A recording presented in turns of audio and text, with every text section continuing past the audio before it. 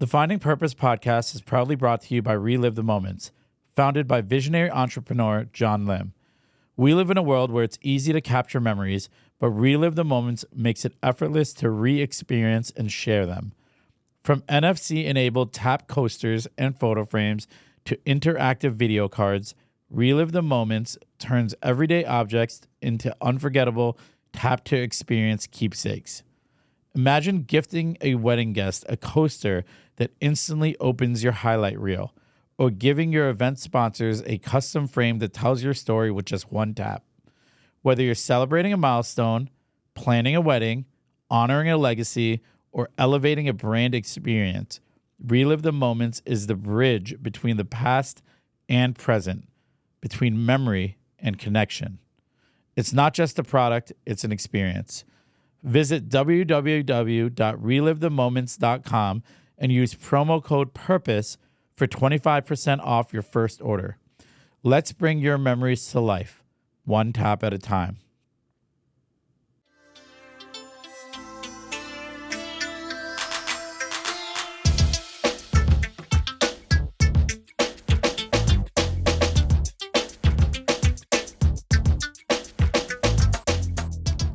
Hey everyone, welcome to the Finding Purpose podcast. I'm your host, Adam Vora, and I'm so grateful to have you here. This podcast is all about exploring the journeys of incredible individuals, people who have faced adversity, found their purpose, and are now making an impact in their communities. But it's also about my journey. Over the years, I've faced my own obstacles, moments of doubt, and struggles with identity. Through it all, I found my purpose in giving back, creating a space where people can detach from the negative emotions and stigmas they may associate with their own stories, just like I did with mine. Here, we have real conversations about growth, resilience, and transformation. Whether you're searching for direction, striving for personal development, or simply looking for a place to feel seen and understood, this is for you. So if these conversations resonate with you, don't forget to subscribe, leave a review, and connect with us on social media. Now let's dive into today's episode. What's going on, everyone? Welcome back to the Finding Purpose podcast. I'm Adam, and as always, I'm grateful you're here. Whether you're listening on Apple Podcasts or watching on the official YouTube channel of the Finding Purpose podcast, thank you for showing up and continuing to support this journey. If you haven't already, please take a moment to subscribe, leave a review, and share.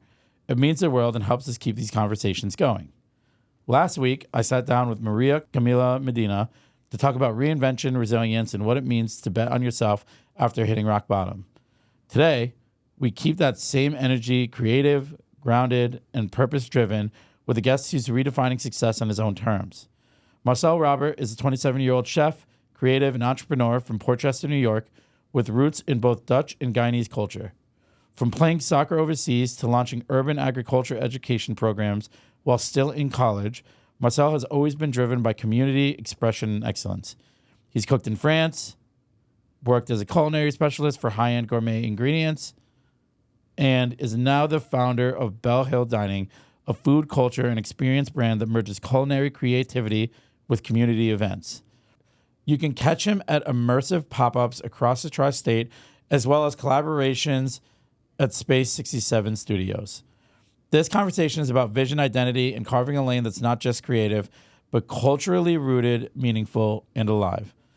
Let's get into it, man. Nice to have you here. Thank you. You know, it's funny because like we connected at a couple events, and obviously like we really got to connect at that last lifestyle event. And you know, I've followed you, and I love what you do, and I'm a foodie myself, but you know, you haven't always been a chef. I'd love to talk a little bit about like kind of like your early upbringing. You came from different cultures and how that's kind of played a role in shaping you. So maybe we could start there. Yeah, for sure. So like you said, my business is Belle Hill Dining, but I also kind of operate on a different plane with a more fun, casual brand called Muddy Eats that I created when I was in college. And Muddy, I mean, the term mutt really like encompasses my being, I would say. Like, yes, my father is from Suriname, so Dutch Guyana, but my mom is has so many different like ethnicities and comes from a lot of different backgrounds where like it's kind of hard to identify with one specific thing. And I think through that, I gained a lot of like interest in so many different cultures growing up, especially in Port Chester. Like my neighbors were Peruvian, Ecuadorian, Italian, Greek. So just being exposed to all those different things kind of sparked a lot of interest in me, for sure. It's funny because like I grew up in a very honestly white town. I was really the only diversity there. And talk a little bit about the value of growing up in a community where you were exposed to like all these different cultures and how it kind of shaped your upbringing. Mm-hmm. I think it's super important for, anyone to kind of be exposed to something like that or a situation like that at any point in their life. And I think especially when you're young, you get a sense of like different aspects of social morality, I guess, because everyone grows up differently. And I think for me personally, just really absorbing it all and being interested in it all changed the way I think about not only like food and cuisine, of course, but just like culture overall. Grew up playing soccer, so like all of those different cultures have their own type of identity in that world as well. Yeah, I mean, like soccer is like a super global sport, and did you grow up in a big family? No, really, no, it was just me, my sister, and my parents. Okay, and like you talked about like kind of delving into the different cultures, and obviously through athletics as well. I think anyone who has competed, because you competed internationally at some point, didn't you compete in Europe? Yeah. So I did a stint overseas in Italy. For Via Reggio Cup, representing like the eastern side of America. That's awesome. Like, what did that, further exposure to different cultures kind of like really teach you? Because just the way that you cook and the food and the different influences that you have, in your cuisine. Did you pick that along the way, just kind of being exposed to different types of cuisine? Yeah, for sure. I just started experimenting myself when I was young, like late middle school, maybe like 12, 13 years old, really starting to cook on my own. And because I had all these different cultures surrounding me, I had literally them in my cabinet. So I would get some, maybe some like Asian spices like Korean gochujang and mix it with like Japanese like soy sauce or even like an Italian Parmesan and like these mixture of flavors. I got used to, or I educated myself through experimenting on what these different ingredients did and how their flavor profiles added up and things like that. So I think that was a pretty pivotal moment and like foundation of cooking for me. Not realizing that I was gaining a skill, just kind of having fun and doing my thing. That's crazy. I mean, like I think the food culture and like finding purpose in food is awesome, because at the end of the day, like I think that really like brands people's identity, like what they enjoy, what food they grew up, like my dad was Indian. So like I had, we had Indian food, weekly, and he would cook at home. And then my mom was Persian, and that Persian influence kind of like almost is very similar to Indian, but it's more of like a Mediterranean kind of cross between the two. So like I also was exposed to like all these different food cultures, and then like my best friends were Italian, so like they would have these huge, family dinners. And talk about the role that food plays in bringing people together, because I know you're very much about community and bringing people together around a meal. Yeah, for sure. I think food, my main goal when I host or when I plan anything is really to bring people together, and I think food is just like my vessel for it. Yeah. Because it was a skill set that I gained, and I saw that I was able to provide that through cooking for people. I mean, nothing beats like the gratification of feeding people and their reaction to what you've made. Although sometimes it takes hours to prep and it's gone within seconds. Like it's not like I would call it a battle, because it's something you have to become comfortable with. Yeah. Especially when it becomes your job, it's a whole different beast. But I would say, growing up, so my dad would always host for my birthday. Like, even since my first birthday. I have a middle of the summer, June 25th is my birthday. And he's always hosted for it. And for as long as I can remember, there was a party going on during that time. So even when it became, I was like 10 or 11 and people kind of like started dwindling away, not really showing up and stuff like that, I would start throwing my own parties. So he wouldn't do it for me anymore, but I would host. And, just having people over was... when I got into high school, it got a little bit more hectic, but I would barbecue, and kind of just have people bring their own things, like a potluck kind of situation. Yeah. But it was always just about having people over during that time, right? Like, not to celebrate my birthday, but really just, it was the perfect time to bring people together. Yeah. So that's really what sparked it all, I would say. So your dad was a cook himself? He could cook, yeah. Yeah? He didn't do it professionally, but I definitely got a lot of my interest in the kitchen through watching him cook, for sure. Because everywhere I went, like, a lot of people here don't know about like Surinamese culture. So it's very unique, I would say. And everywhere I went, nobody was really making that type of food. Like, whether it was my neighbor's house or restaurants and things like that. So things that he would do, I would only find at home. Yeah. And it was very interesting to me. What are some other things about your culture that people don't know about that you would like people to know about? Surinamese culture, I didn't grow up there, so I don't know what it's like on like a day-to-day lifestyle. But it's Amazonian. Like, there's Paramaribo, which is it's the capital. But 90% of the country is jungle, and the Amazon River flows through it. I would say, it's people just don't even know it exists, to be honest. It's in South America, for those who don't know. It's on the eastern coast. There's 3 Guyanas, Dutch, English, and French, on the northeast border of Brazil. And yeah, it's separated by the river, the Amazon River, the Amazon jungle, and it's on the Atlantic. And there's a lot of West Indian culture there. I would say that sums up most of the cuisine. Like, we get a lot of influence from like the Philippines, lumpia, bami, and things like that. So when it comes to the values and that your parents, brought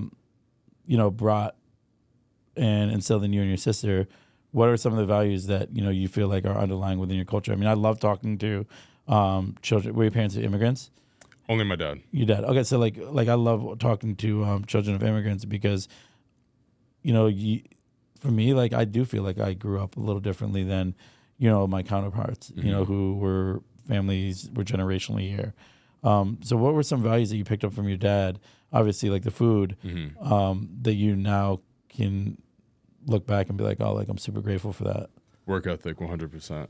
He genuinely came here with nothing, and he created his own business as well after he worked for the union in construction for years, and now he owns like a safety management company in New York. So that, watching him, grind, leaving the house at like 3, 4 a.m., coming back at 7, 8 at night, still making time for us and continuing to just do it day by day, really showed me like I got no excuse, really, to be honest. Like, there's no reason why I shouldn't be attentive to the things that I commit to.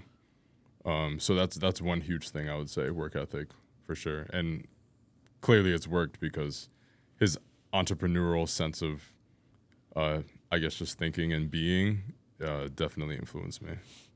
Yeah, no, that's awesome. And it's funny because I didn't really grow up with an entrepreneurial family. My dad worked for a corporation for 40 years. My mom was a teacher. So I'm really the first one who was just kind of like, all right, like, I don't want to work for somebody. I just want to create my own vision and chart my own path. And I faced a lot of pushback when I did that because my dad was like, take the safe route. because he understood just, working up the corporate ladder. And, for me, I think oftentimes parents project, safety, the safe option onto their children out of their own fear. And, I pushed back against that and did my own thing. And when you were in that process of discovering what you actually wanted to do and you brought that to your family, what was that conversation like? So my mom, she's always been supportive of everything that I've done.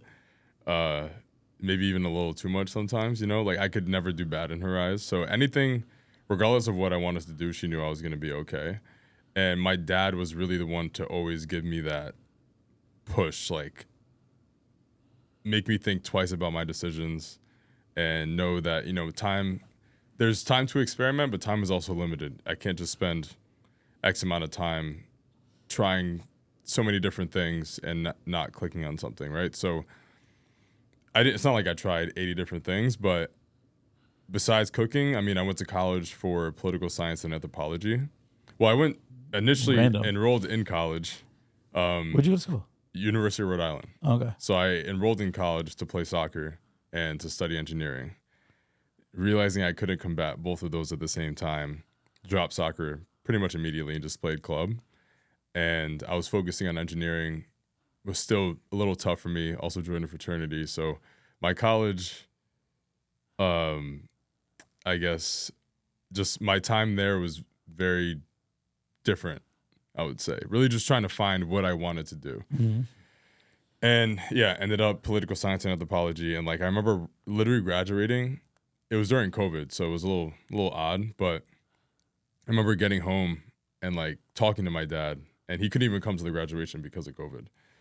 And I was like, I think like I'm not really trying to be the mayor. I think I just want to do my own thing. And I started Muddy Eats in college, like I said earlier. So I was getting used to cooking for people, in a private setting, kind of like realizing that I built this skill set and like kind of like a business, but I didn't know anything about starting one at all. So I was like, I kind of have this foundation for something that seems like it could be great. I think I just want to go take a stab at that instead of trying to work up especially in politics at that time. It's just not something I was interested in anymore. It's so funny because you just outlined something really important that I think resonates a lot with my audience, where it's like the art of the pivot. Like you went to college, engineering, boom, not really working out the way, pivot, political science, get the degree, because I'm sure mom and dad wanted that. Yes. And then pivot again to what you're actually doing. And talk a little bit about that, because I think there's a lot of people who struggle with the pivot and who see things through despite their heart not being in it. So you made those decisions pretty quickly. We're talking about a span of 4 years, while you're in college. What was that like?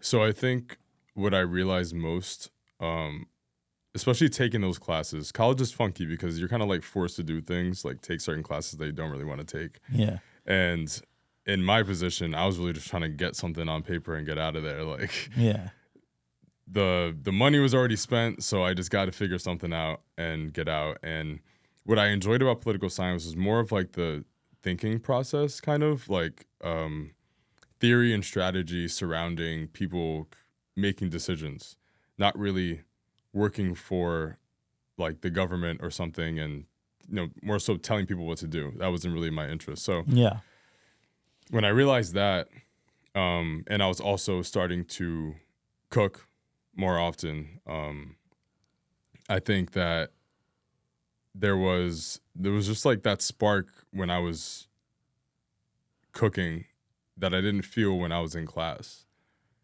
So I worked in restaurants growing up, even throughout college. But when I was doing it on my own and kind of like being able to educate people on what they were eating and having like that intimate experience, that was like what was fulfilling my soul, I guess. Like that was at that time was just what made me happiest, I would say. So I kind of just spearheaded that. And I guess what I would say to someone who asked about that is just to at least take time for things that make you happy instead of forcing yourself to be in a mundane cycle that you don't enjoy. Yeah, and I think there's a lot of people that are in that mundane cycle, and I think it's awesome that you had that feeling of like, this is what I want to do, and you diverted your energy towards that. So obviously you start Muddy Eats and whatnot in college. You bring it out here, flanked with like the critical thinking and the problem solving that you alluded to, that you had learned along with your as you worked on your political science degree. I think that's kind of really a cool element, because entrepreneurship, I feel like it is a lot about problem solving. And me and you have sat down in meetings and talked about big ideas, and I consider you an artist, the way that you craft food. Where does that creativity come from? That's a great question. I think I don't know. I just love to experiment, honestly, and like push boundaries. And I'm like very easily, my interest is sparked very quickly. So when I see things, it immediately makes me think of something that I want to replicate. Whether it's an object that I could see, like a piece of food being, sculpted into, or an environment that I kind of want to like manipulate and like host in, or something like that. Yeah, it's kind of just sparked in every corner, to be honest. Like it's influenced very easily. Yeah. I mean, like I've seen the work that you do, and I've seen, just like your craft, and I think there's not many people who could do what you do, and when you talk about the business side, because you said like you had this thing and you had no idea how to really go about it from the business component. Mm-hmm. And I think, entrepreneurship is something that we cover a lot here, because I think when you are an entrepreneur and you turn to the thing that you're passionate about, there's a whole nother world of business that you're very unfamiliar with. What was the biggest test for you early on? When I created my business? Yeah.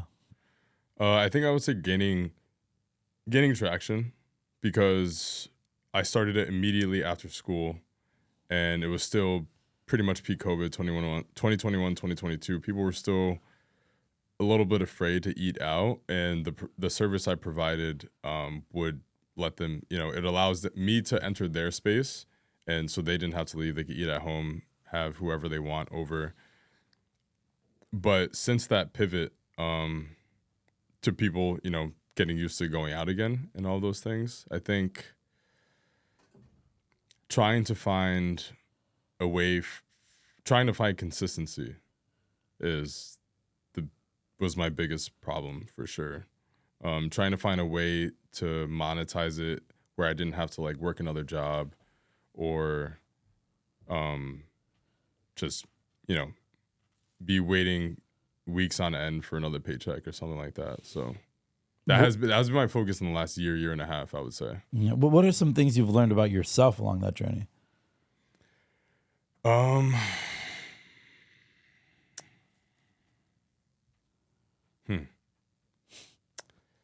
Patience. Good question too. Yeah. Patience.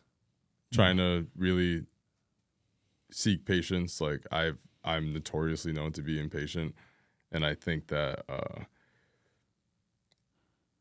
creating a business, and there are things that are out of your control, whether it's the people that you hire, people who hire you, time, like even down to traffic, getting places on time. Yeah.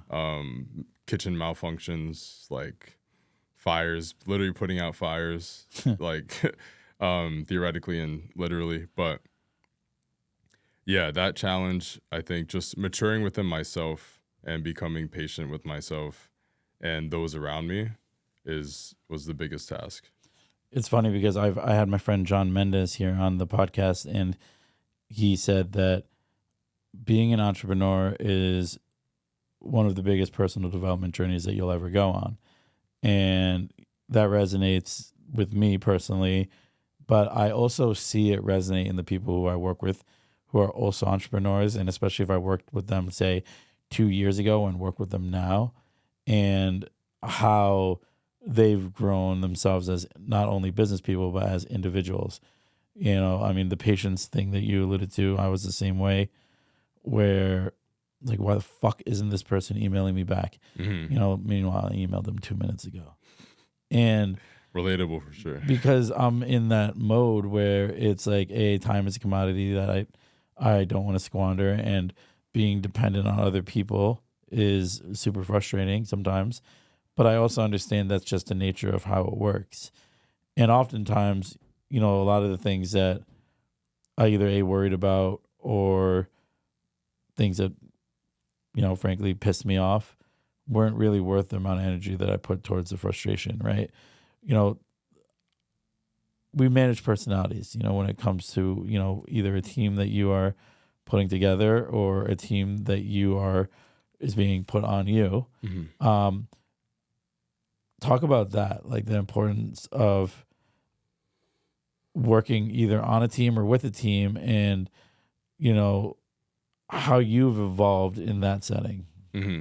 So I think this is the most important factor of that is growing up playing sports, being on teams and like knowing what that's like. I think that mindset of trusting that someone has your back no matter what scenario you're in is like very important. So trust as well as patience is huge, because as much as I want to micromanage every single thing that goes on, like I'm extremely detail oriented, and like I give my 100% into everything, and I expect that from other people. But I know that what my company is to me, what my brand is to me, is not the same as other people. So, I just building trust and having patience with the people that I give those responsibilities to.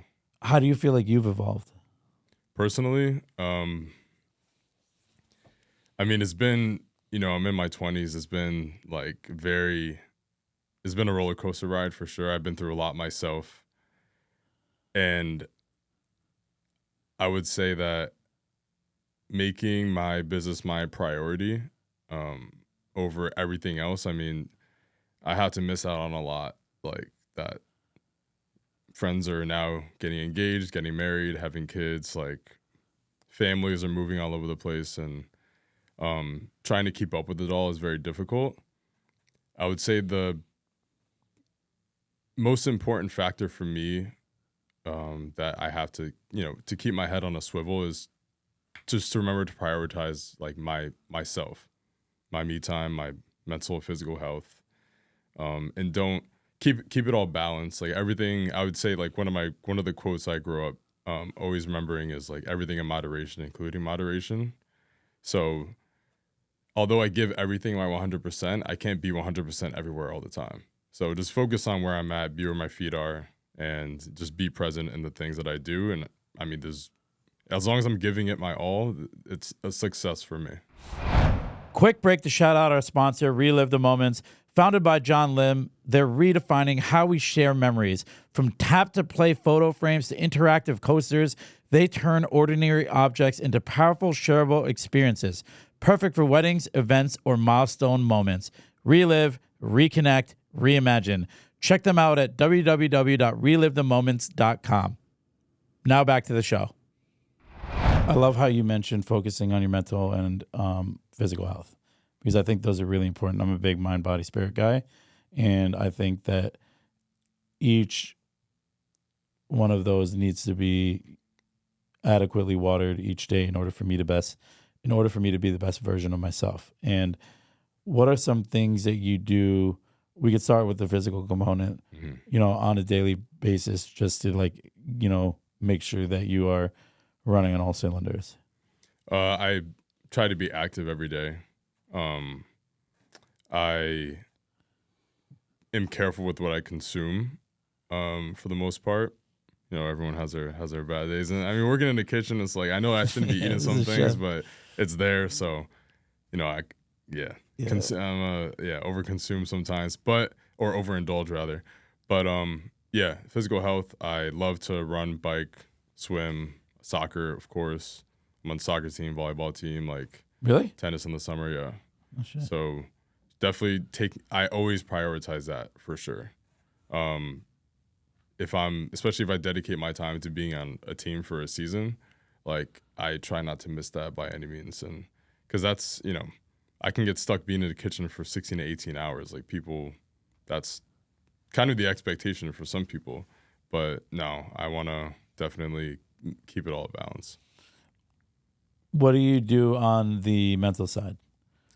Mental side is definitely a work in progress. Yeah. I wouldn't say that I struggle with too much of it because, it's just my way of being. Is any negativity I really just stay away from. Try and trim the fat on those things in my life, like people who bring in that energy. I just try and avoid things I consume that's negative, like try to avoid as well. I've gotten a lot better at it throughout the years. I never really had a huge problem with it besides, people I grew up with who just started kind of like weighing me down. I just have to stop spending so much time with them. But I've definitely, like I said earlier, I get inspiration in every corner. I've kind of curated my social media and things that I use on my phone to inspire me and influence me in positive ways and things like that. So, yeah. Was there like ever a time that you felt like you were really being challenged mentally, and you were just like, all right, like this is like getting to too much, and now I have to set these boundaries? Yeah. Some of the jobs I had in the past, I think I love working with other people, but when people I work for don't give the same energy into especially their own craft as I would, showing up to work every day was just draining. And I think that's what I knew. I started my business early on, but it wasn't always my full-time thing. And when I realized that these different people I've been working for have, I've experienced this feeling working for these other people, is when I decided to jump ship. And I was like, I really just need to do this for myself. Yeah. Yeah. That's a brave choice. And, you said something super powerful about like really separating yourself from negativity, because, that's something that I try to do, but it's like, you can't do it perfectly because sometimes you do have to work with people who are like that. And for me,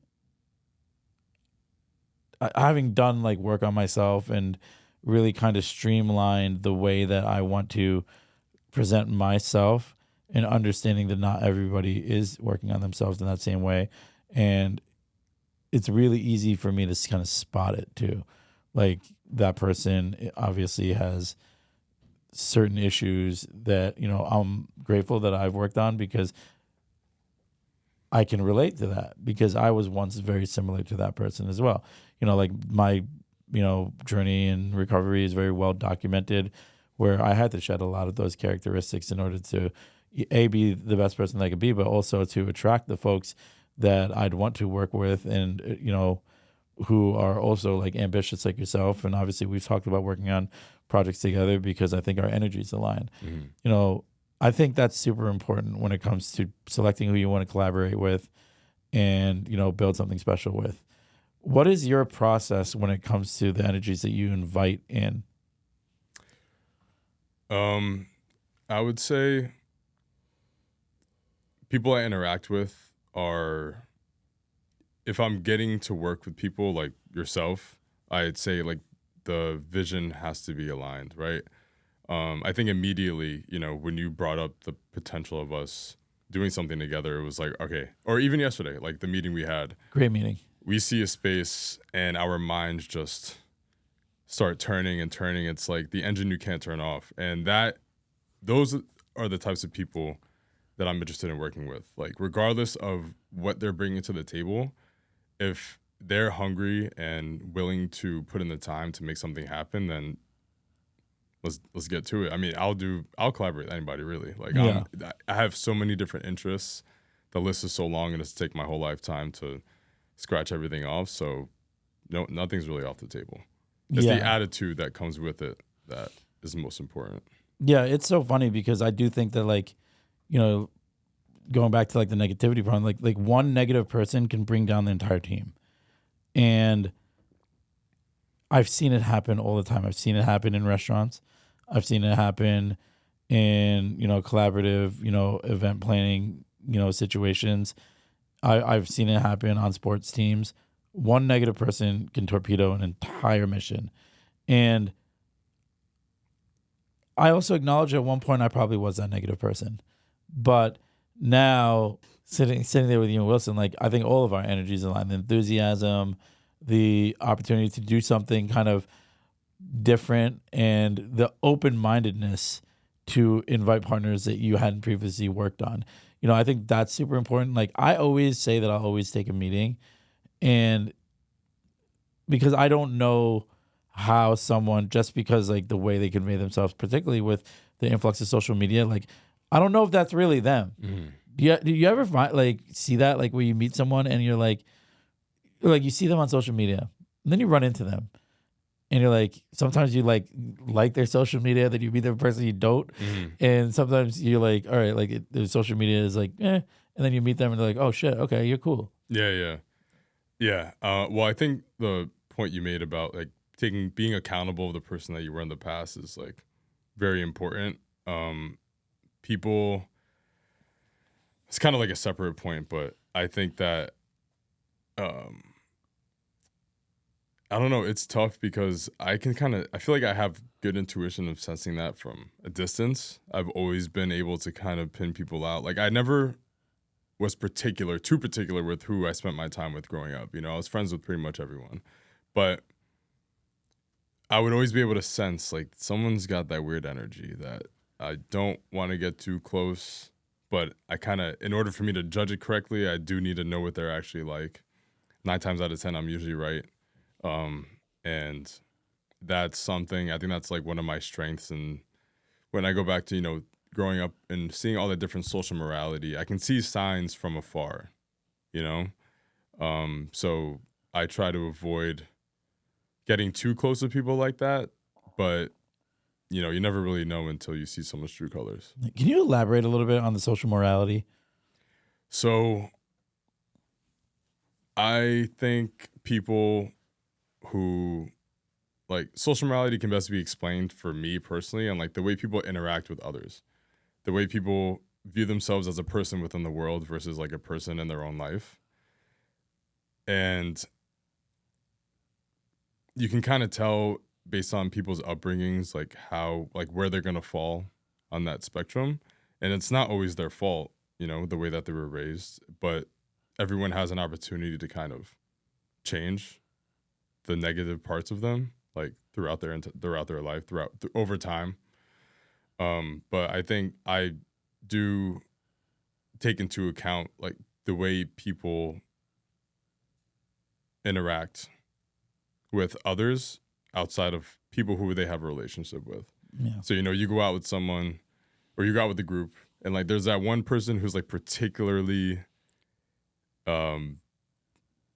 not nice to the service, to the servers, people who are like judging other people on the street and things like that. And those are just things I take mental note of because and I don't view the world that way. Yeah. I don't think people you literally don't know don't deserve to be judged. Yeah. By like, who are you anyway? You know what I'm saying? So yeah, it's super distasteful. And I like what you said where it's people are capable of changing the things that are flawed or they don't like about themselves. I think something along those lines you said. And I think that's super true. What are some things that you worked on yourself that you were like, all right, like I really shouldn't be doing this, or this can be perceived negatively, or if I want to get from point A to point B, I need to change this about myself? Keeping my negative thoughts to myself, for sure. I would say not like a loudmouth growing up, but I wouldn't hold back on my inner thoughts. And instead of, taking 20 minutes to explain to somebody what I really meant, I kind of just learned to keep those thoughts to myself. And then over time, learning to not even have those thoughts. Like my thought process on people has changed like drastically over the last couple of years. Like those negative thoughts or like those judgmental thoughts like don't even really come into my brain anymore. I just really see beauty in most things now, which is I'm very proud of myself for that, for sure. Because like it's kind of like you wake up one day and you realize thinking that way really changes the positivity in your life overall, really. Yeah. And, I love that, like saying that you see beauty in most things. And, for me, one of the things that helped me to see the beauty in most people and give everybody a chance was someone telling me that most people have no idea what they're doing. We're all just trying to get through this. You could look at someone and they look polished and they're in a suit and they got a nice watch on, but you have no idea what's going on in their head. You have no idea what's going on in their life. You have no idea what's going on in their home.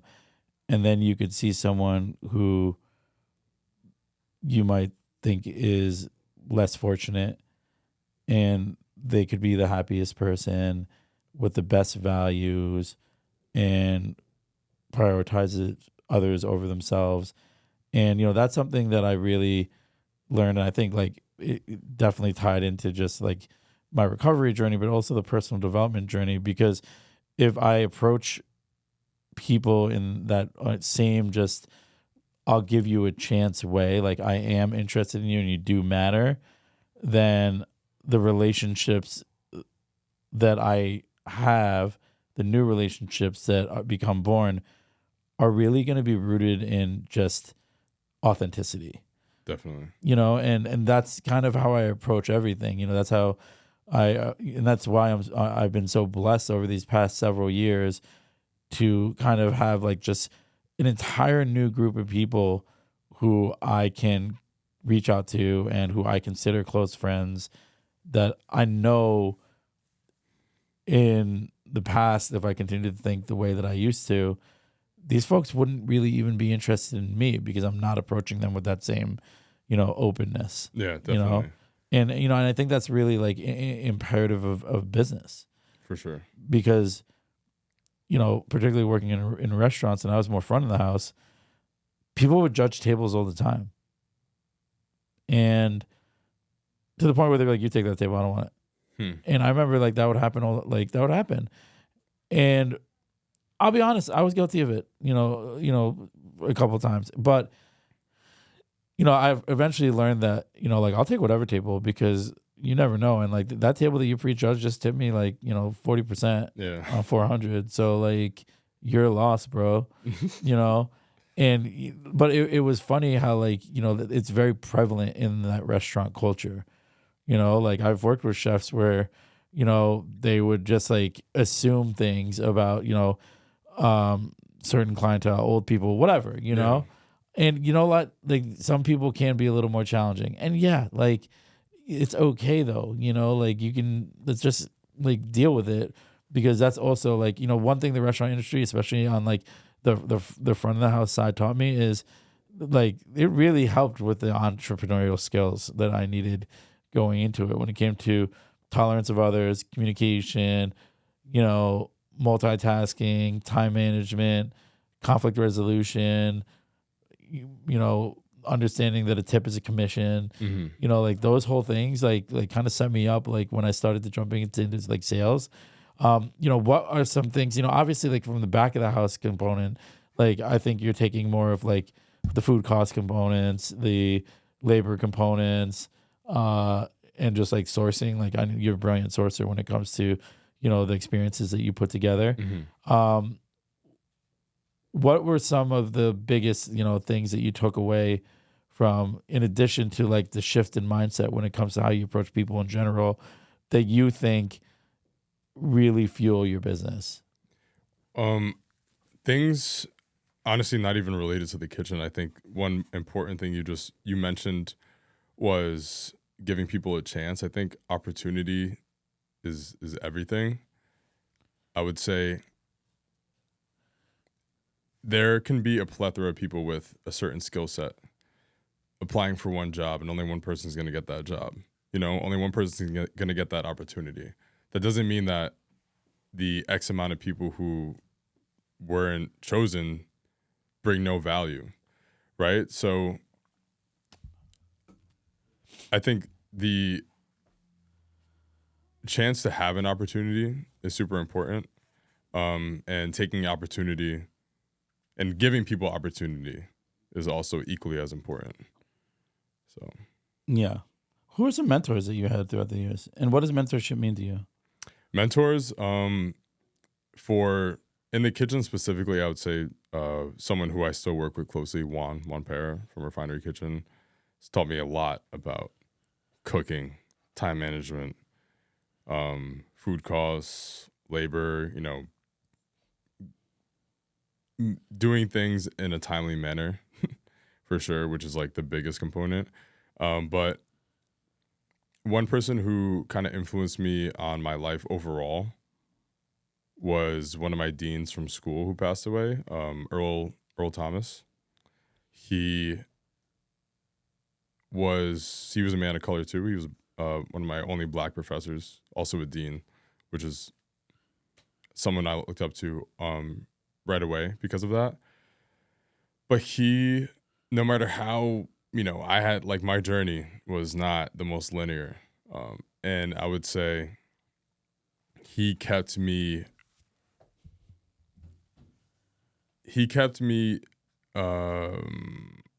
wanting to finish the entire time. And he never really talked down on like the things that I did wrong or, the grades I had at the time. It was always like positively trying to get me to the end. And I think just the way he kind of approached that type of scenario was something that I still preach to others. Yeah, I love that. Earl Thomas? Mm-hmm. Nice. He was also a strong safety for the Seattle Seahawks. Yeah. Earl Thomas the third. Different Earl Thomas. Yeah, Legion of Boom. I used to love those Seahawks. But no, sorry. I don't want to take anything away from the memory of Earl Thomas. And I think that's awesome to have someone who cheered you on, but was also like pragmatic when it came to like, hey, like, what are we going to do? And, it's funny because in hindsight, like my dad was like that, but he was just like my dad. Mm-hmm. You know what I mean? So like I wasn't very receptive to that message. Very, very relatable as well. Like now I'm thinking about all of the lessons my dad has taught me as I've grown up, like very harsh way of delivering it. But it is kind of the same message at the end of the day, just like do you and do it very well. Like be you, be yourself, and do it very well. Well, it's funny because you went to engineering first, and I feel like that wasn't your decision. No. Because like we're both children of immigrants, and for me it was like doctor, lawyer, engineer. Mm. I was none of them, and it's funny because like when you said engineer, I was like, yeah, I feel you, bro. Yeah. Like that shit's so funny. It was something I was interested in going into college for sure, but I think my idea of engineering and what engineering actually is two completely different things. Yeah, dude, I thought I was gonna be building bridges. Yeah, exactly. I didn't think it had anything to do with like sine, cosine, and tangents and stuff like that. Yeah, I don't even know what you're talking about. I love that you like found your purpose in food. Like I think whenever I have someone on the show and like they found purpose and like a beautiful skill, a tangible skill that brings people together, it's unique because you're sharing a gift and you're also able to monetize that gift, and so it's like win-win. And they always say like, find something that you love, find something that you're good at, and find something and then turn it into something that you can live on, and you're well on that path of doing it. Now I want to talk about purpose and like the path that you took to purpose took a lot of pivots. So now that you're living purposefully in what you do, and you had Muddy Eats, and you have Belle Hill Dining, which is the higher end version of your brand. Mm-hmm. What does it mean to you to live purposefully in this brand in Belle Hill? I would say the living purposefully means I would say the purpose in my business is to bring people together. It's community. at the end of the day. And I think the three things you mentioned were find something you love, find something you're good at, and what was the last thing? And find a way to monetize it. Find a way to monetize it. So the business is that third answer, but what I'm good at is cooking. What I love is bringing people together. So tying all of that together really just made sense for me to create this business where I can either do it myself or people can hire me to do it in their space or wherever it may be. But that's really just, makes me roll out of bed every morning, gets me excited, thinking about different ways that I can provide these two things that seem so simple, but they're so broad. And just creating different ways and doing it each time. Are there daily habits that you incorporate into your life that allow you to remain focused on your purpose? I would say that's something I got to work on, to be honest. Like the creativity and the spark that I have when I get the opportunity to create menus, plan events, and curate come naturally, to be honest. So fueling that, I think, is just curating what I'm absorbing, like my social media, to purvey like inspiring content for me. Things that I will take note of and be like, okay, this is what I want to include in this event. This is something that would be cool for an event down the line and things like that. So like when you're going along and you're building out, events and curating, how do you handle like the self-doubt and fear, especially when you're working with like a larger client? Because I think, as professionals and particularly entrepreneurs, like that self-doubt can get really loud, particularly since, when the pressure's on. And, I've had that experience myself where I'm like, this fucking has to happen. And this has to happen this way. But there's always that fear and there's always that self-doubt. What do you do to kind of quell that and channel it? I work well in a flow state. I work well in a chaotic flow state, but being in a space where, let's say trust, we'll use trust as an example, right? The client trusted me to put on the show. So they should expect that I'm going to give my all into performing and making this happen.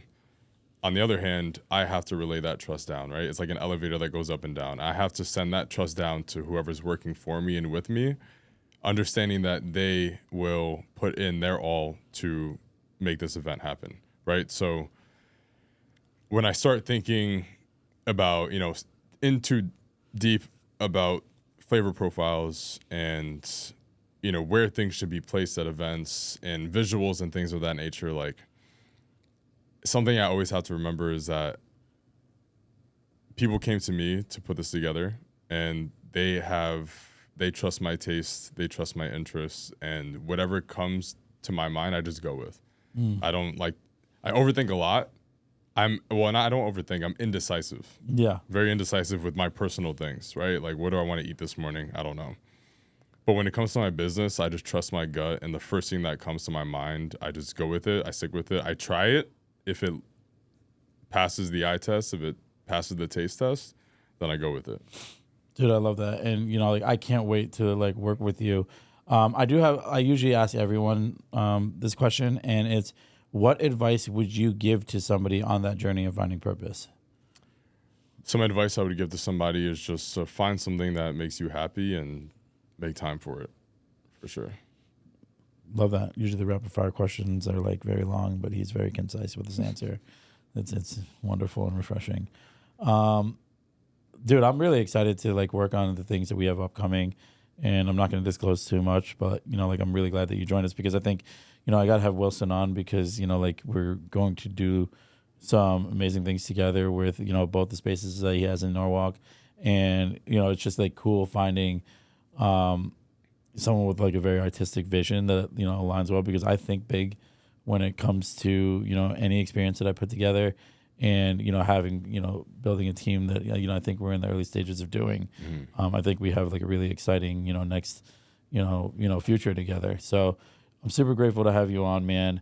I'd love for you to be able to talk to my audience on how they can reach you, what you have upcoming, anything you want to tell them. Yep. And you can talk to that camera. Okay. Well, first, thank you for having me. No doubt, bro. Delightful for Hell sure. Yeah, so you can find my Instagram at Muddy Eats, MUTTYEATS, and Belle Hill Dining, BELLEHILLDINING. Website, bellehilldining.com. Email, contact, CONTACT at bellehilldining.com. And you can find all information about my upcoming events and ways to contact me on future events, corporate meetings, corporate events, residencies, things of that nature. So even one-offs, private dinners, brand, product launches, things like that. Yeah. He delivers. Do you deliver? I can deliver. Okay. I can deliver. It's like, stop volunteering, we deliver it. Oh, my God. Great. Dude, grateful to have you, Chef Marcel Robert of Belle Hill Dining. Exciting things coming up. Last but not least, I do want to thank my production team, Kai Visions, Claudio Valenzuela here in Stamford. If anybody has any media needs, content needs, want to enhance your business, social media, want to launch a podcast, feel free to reach out to me or directly to Claudio at Kai Visions. I also do want to thank my sponsor, Relive the Moments. So grateful for their support. And from the beginning, when I, signed with Kai Visions, and they've just been a huge part of the journey, and super grateful for them to support me. Feel free to reach out to me at AdamVora _ or at the Finding Purpose Pod. Your engagement means the world. The likes, the shares, the comments, sliding in the DMs, everything that you guys do to build this community is just like spectacular, and I'm super grateful, and I look forward to seeing you next time.